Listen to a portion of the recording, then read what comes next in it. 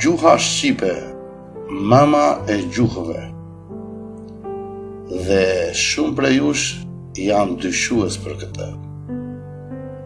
Pra, dyshues, ju që nuk e shihni qartë, e shihni dysh.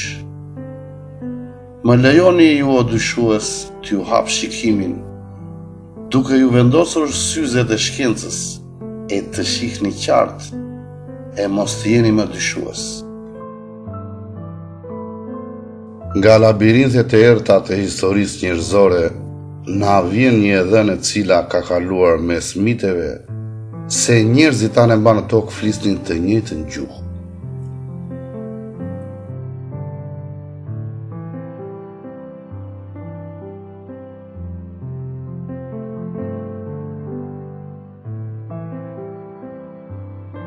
Që të mos zgjatemi, para rënies së kullës së Babelit, njerëzit flisnin të njëjtën gjuhë. Pas rënies së kullës, njerëzit filluan të flisnin gjuhë të ndryshme. Pra me pak fjalë ka ekzistuar një gjuhë e vetme, dikur, që e flisin njerëzit anë mban planetit. Dhe kjo ishte gjuha e vërtet e species, që ne sot e quajmë njeri.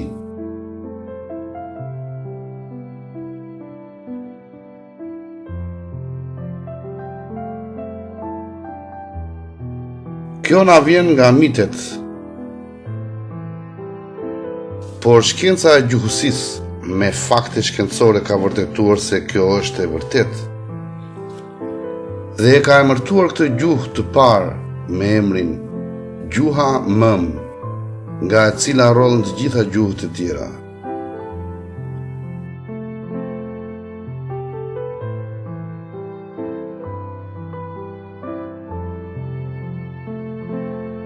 Por fatkeqësisht ata nuk e kanë gjetur dot këtë gjuhë. Kështu na thanë.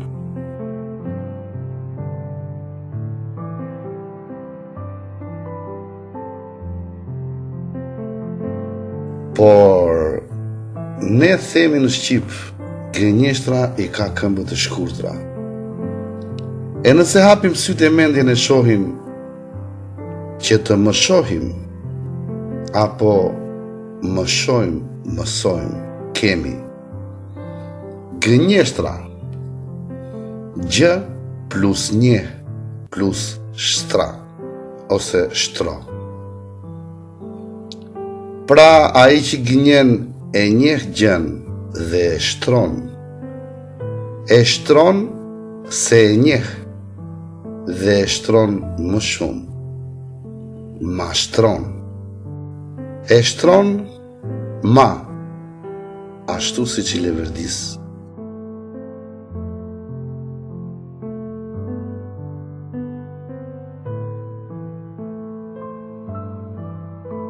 E martesa nga më të vjetrat që njihen në kontinentin evropian dhe jo vetëm, të cilat i emërtuan njerëzit e parë në tokë, që nga momenti që ata kishin krijuar një gjuhë, kanë kuptim në gjuhën shqipe.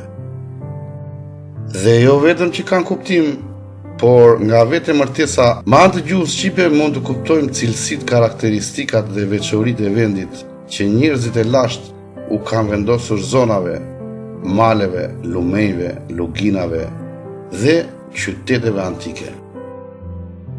Kjo sepse ai emërtonte në bazë të cilësive, veçorive e karakteristikave që ato kishin. Mirë po, nuk ndalemi vetëm këtu. Të gjithë shqiptarëve të thjeshtë, që nuk janë marrë kur me gjuhësi, u ka rastisur shpesh që të kuptojnë dhe fjalë të shumta të gjuhëve indo-europiane dhe jo vetëm. Pra, miqtë e mi, fillimisht të gjithë juve në fillim, ju janë dukur si rastësira që të kuptoni emërtesa dhe fjalë të gjuhëve të tjera që historikisht nuk kanë të bëjnë fare me ne shqiptarët. Por, kur rastësirat bëhen me dhjetra, e për të shkuar me qindra, e ndoshta mira atëherë, të bën të mendosh se historia që këta tipat na i mësojnë me plot dashuri në përshkolla, është thjesht një manipulim I interesagjive që mundohen të krijojnë kushte të përshtatshme për të krijuar një botë gënjeshtrash, e cila do të funksionojë në dobi të tyre.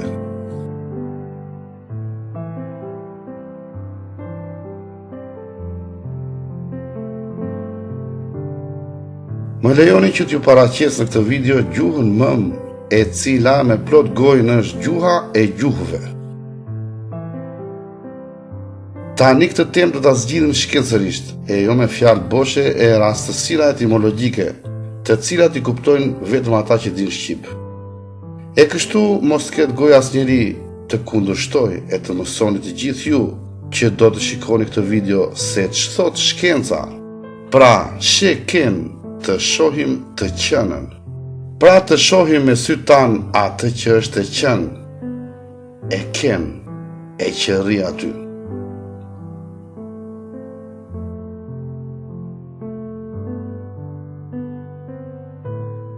Si e kam përcaktuar pra gjuhëtarët shkencërisht gjuhën mëm?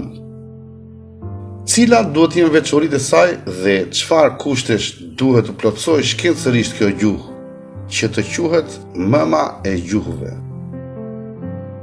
Pra gjuhëtarët kanë përcaktuar se kjo gjuhë duhet jetë një gjuhë njërokshe muzikale dhe të përdor gjithë kordat zanore që mund të prodhoj organi I zërit të njeriut, dhe që lidhen me një logjik të caktuar shprehimore, pra kanë brenda tyre një semantik të caktuar.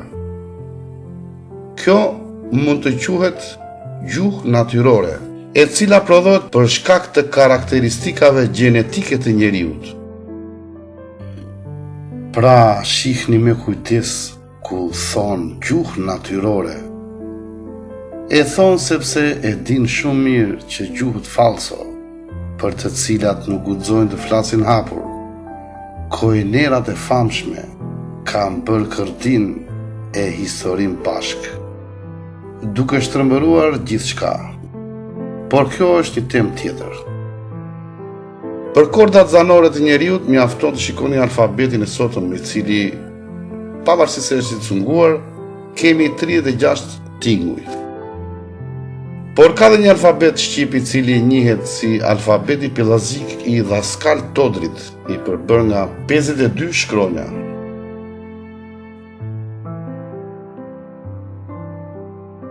Shqipja gege po e quaj, dhe jo siç e quajnë disa dialekti geg, e cilësuar nga shumë studiues si vetë gjuha e njeriut, e cila u krijua në një mënyrë natyrore nga nevoja duke përdorur logjikën.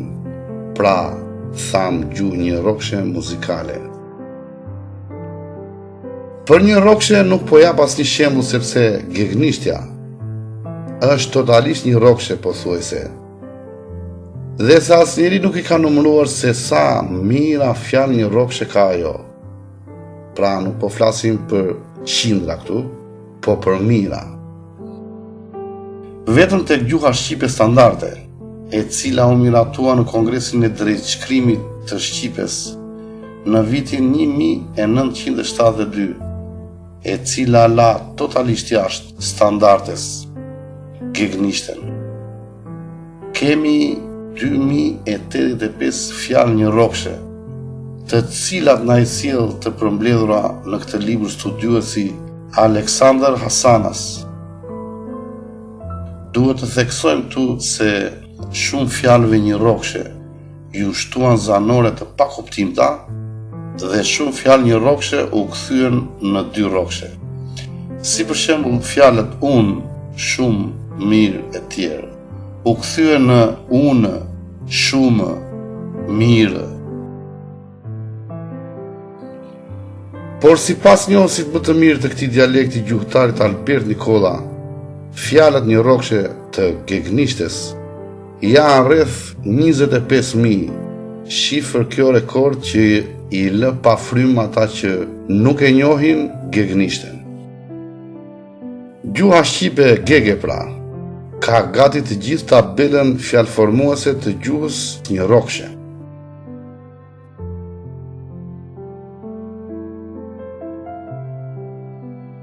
Tani, për sa i përket faktit se gjuha një rockshe duhet jetë muzikale, mjafton të kujtoj se të gjithë këngëtarët shqiptarë që këndojnë rap të paktën, preferojnë të kenë tekste në gegnisht, sepse nuk do një zor të madh të krijosh rim me këtë gjuhë, sepse ajo është e gjitha gjuhë muzikale. Shembuj, më falni për theksin, sepse unë jam jugor dhe kam folur gjithë jetën toskërisht. Po dona, tu mora, apo kno, sa po du, apo qesh, po kua, si dori, ku me ba, a dza gjerë, sa ka ndal, bol ka do, du me dal, ka me dek, du me shku, jam ka vi, lot me mu, shko me ta, baj si do, e tjerë. Të gjithë ata që kanë studiuar e studiojnë për gjuhësi, në teori mësojnë këto sa tha më lartë, por asnjëri nuk i vë ata në dieni se të gjitha këto karakteristika gjenden akoma tek gjuha shqipe gege. Pra, një pyetje të thjeshtë. Këta gjuhëtarët nuk janë në dieni vërtet, sepse askush as gjikundi nuk shkruan për gjuhën e vetë me të mbijetuar një rockshe shqipe.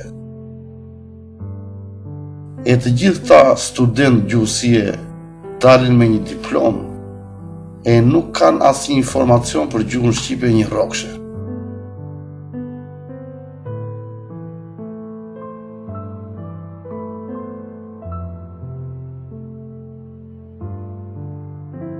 Vetëm me këto fakte që treguam më lart, gjuha shqipe një rokore, gegnishtja në veçanti, shkencërisht dhe vetëm shkencërisht përcaktohet nga shkenca e gjuhësisë 48.000 vjeçare.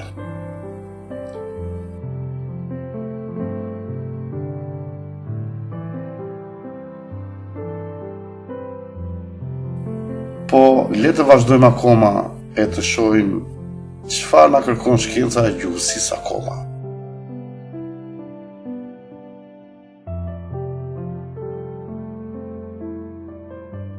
Fjalët e saj një rockshe të gjuhës mëm na thonë se duhet të kenë shumë kuptime, meqense fjalët e para që krijoi njeriu ishin të pakta dhe ato ai mund t'i përdorte me shumë kuptime. Marrim një shembull. Fjala za e shqipes, zëri, tingu, za, filles, za shiu, za e zuri e kapi, e za e blokuar, rridha e lumit e za që do të thot zalishte, za mëson, zament e tjerë. Pra, një fjalë ka shumë kuptime dhe kjo e bën gjuhën shqipe gege të përmbush me fakte shkencore edhe këtë pikë. Pra, është e kem, e shohim.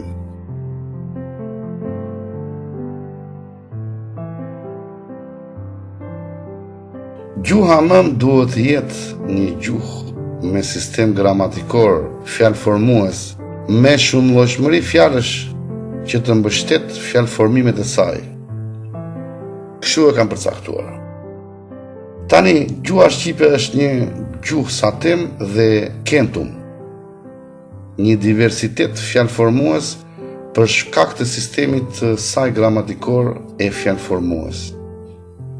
Shembuj, fjala ri ka zhvilluar i ri, rini, rinim, risk, rivi, ripi, rimar, rigjej e tjerë.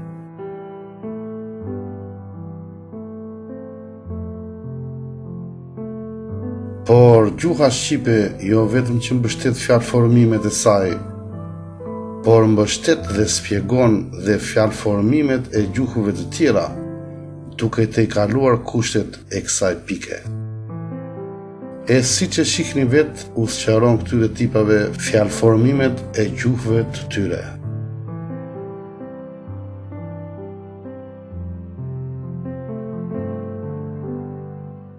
Këto fjalë një rrokshë, të ardhura prej gjuhës mëm, të cilat kanë një semantik të caktuar, pra një kuptim. Shkenca e gjuhësisë sot i quan matrica gjuhësore. Për to do të flasim në pjesën e dytë dhe jo vetëm për to. E deri atëherë, miru pafshim bashkë.